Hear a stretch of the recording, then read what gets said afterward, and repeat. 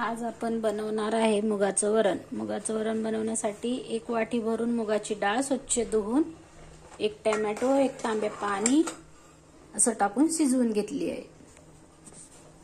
त्यामध्ये आपण आता आपली छान शिजलेली आहे बघा 1 टोमॅटो आणि वरण, हळद आणि मीठ आणि तिखट टाकून शिजवून घ्यायचं। चला तर मग आपण आता फोडणी बनवून घेऊया। 2 मिनिटं शिजलेलं आहे वरण आपलं। आता आपण फोडणी टाकूया। त्यासाठी कढईत पातेलं ठेवले, त्यात 2 चमचे तेल टाकून घेते आणि तेल थोडं गरम हो।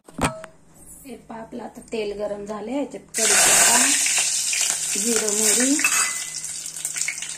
कांदा, थोडीशी कोथिंबीर आणि आपण हा मोठा मोठा ठेचून घेतलाय ना, लसूण पण टाकून घेऊया। छान लसूण लाल झाला ना, फोडणी छान आपली फोडणी तयार झाली। त्याच्यात कसं वरण थोडंसं 1 पळी भरूनच टाकायचं आणि लगेच टाकायचं, म्हणजे कसं फोडणी उडणार नाही। जे राहिलेलं वरण आहे ना, ते पण घालून द्यायचं। थोडंसं इकडे मी पाणी गरम करायला ठेवलंय, हे पण आपण पातेलं आपलं धुवून घ्यायचं।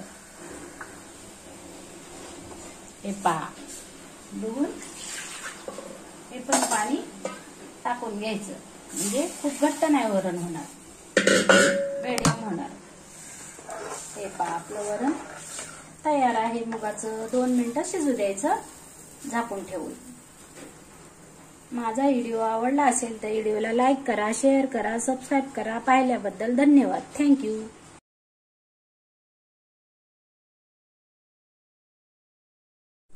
हे पहा आता 2 मिनिटं झालेत, पण पाहूया आपलं वरण शिजले का। हे पहा आपलं खूप छान वरण शिजलेलं आहे। हळद मीठ तिखट सगळं शिजलेलं आहे, खूप छान झाले।